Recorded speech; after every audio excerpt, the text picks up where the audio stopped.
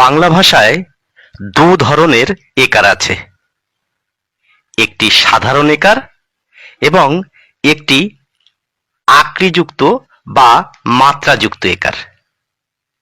দেখুন, এই উপরের একারে আকৃ বা মাত্রা নেই, আর নিচেরটিতে আকৃ বা মাত্রা আছে। প্রথম একারটি আমরা প্রত্যেকেই চিনি। ছোটবেলা থেকে আমরা এই একারটিকেই দেখে এসেছি। ক একারে কে, খ একারে খে, গ একারে গে ইত্যাদিতে এই সাধারণ একারই ব্যবহৃত হয়। সাধারণত বাংলা ভাষায় লেখা বেশিরভাগ বই, পত্রপত্রিকায় এই একারই থাকে। এই একার সমান এ। তাহলে এই আকৃযুক্ত একারের ব্যবহার কোথায়?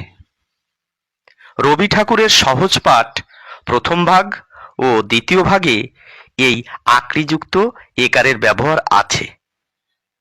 তাছাড়া আমরা পূর্বে যে কিশলয় বইটি পড়েছিলাম, সেখানেও এই আকৃযুক্ত একারের ব্যবহার ছিল। এই আকৃযুক্ত একার সমান জফলা আকার, যার উচ্চারণ হবে ইয়া।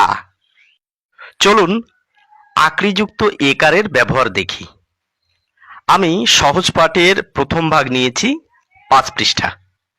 লেখা আছে, বাটি হাতে এ ওই, হাঁক দেয় দে দই। এখানে দুটি শব্দের নিচে আন্ডারলাইন করা আছে। প্রথম শব্দটিতে দেখুন যে একারটি আছে সেখানে আকৃযুক্ত একার, আর দ্বিতীয় যে শব্দটিতে একার রয়েছে সেখানে কিন্তু আকৃ নেই।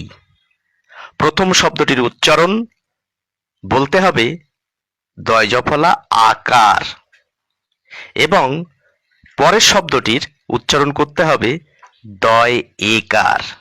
সেই জন্য আমরা প্রথম শব্দটিকে বলি দেয় এবং পরের শব্দটিকে বলি দে।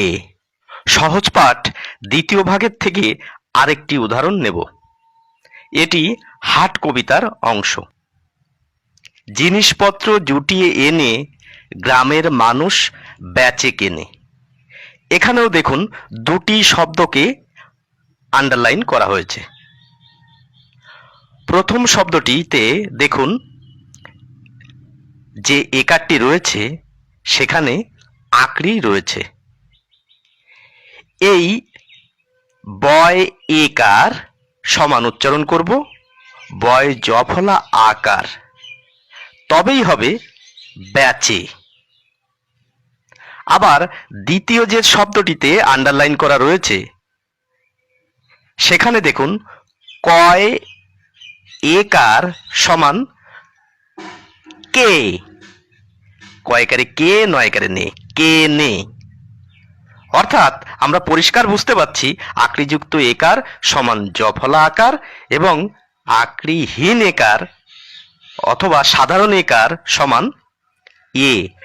এখন মজার ব্যাপার হলো, আমাদের চারিপাশে যে সমস্ত বই, পত্রপত্রিকায় বাংলা লেখা থাকে সেখানে কিন্তু এই আকৃহীন একার বা সাধারণ একার ব্যবহার করা হয়। চলুন একটি উদাহরণ দেখি। এটি পশ্চিমবঙ্গ প্রাথমিক শিক্ষা পর্ষদের 2য় শ্রেণীর বই। গল্পের নাম হাতির মা। আমি প্রথম লাইনটি পড়ছি। বেশিরভাগ বুনো জানোয়ার সারা রাত যেখানেই ঘুরে বেড়াক না কেন, ভোর হবার কিছু আগে কোনো নদী বা পুকুরের ধারে এসে পেট ভরে জল খেয়ে নেয়। এখানে দেখুন প্রথমে একারযুক্ত যে সমস্ত শব্দ রয়েছে সেই শব্দগুলিকে আন্ডারলাইন করা হয়েছে, এবং দেখুন প্রতিটি একারই কিন্তু আকৃবিহীন বা সাধারণ একার। আমি একটি কাগজে লিখে রেখেছি, বেশিরভাগ যেখানেই বেড়াক কেন পেট খেয়ে নেয়। এখন প্রশ্ন হলো, এই যে শব্দের প্রতিটি শব্দের আগে একার রয়েছে, এই একারগুলি কিন্তু বইতে লেখা আছে আকৃহীন একার। এখন প্রত্যেকটি একার কি আকৃহীন একারই হবে? দেখি, আমরা একটু পড়ে দেখি। বয় একার তালে বর্ষায় হস্যি র, বেশির ভয়াকার গ, ভাগ, বেশির ভাগ বয়কারে বে, অর্থাৎ এই একারটি কিন্তু আকৃহীন একার এবং এই একারের উচ্চারণ এ। একইভাবে যেখানেই, এখানেও কিন্তু আকৃ ছাড়া একার। কিন্তু পরের শব্দটি দেখুন, বয়কারে বে, রয় আকার ক, বেড়াক।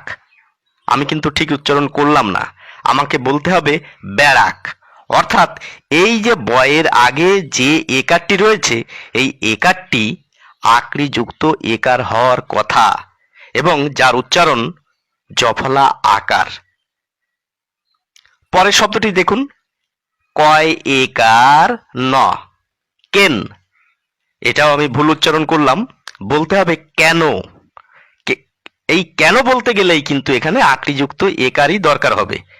কয় জফলা আকার ন, কেন।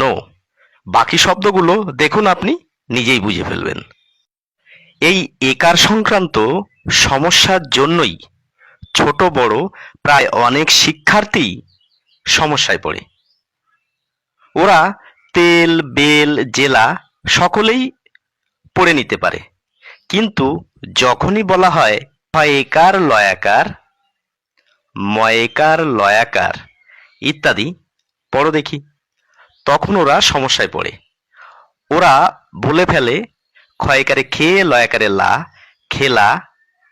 ওরা বলে ফেলে ময়কারে মে, লয়াকারে লা, মেলা।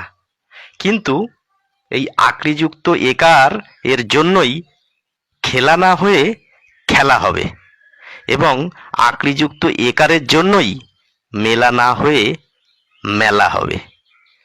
আসলে ছোটদের ক্ষেত্রে এটি সমস্যা হয়, আমরা বয়স্কদের ক্ষেত্রে এই সমস্যাটা হয় না। কেন? কেননা আমাদের শব্দভাণ্ডার অনেক বেশি, তাই জেনে অথবা না জেনে আমরা সঠিক উচ্চারণটি করতে পারি। তাই একজন শিক্ষার্থী যদি জেনে নেয় একার সমান কখনো কখনো এ, আবার কখনো কখনো এয়া, তাহলে তার সমস্যা অনেকখানি কমে যায়। সকলকে ধন্যবাদ।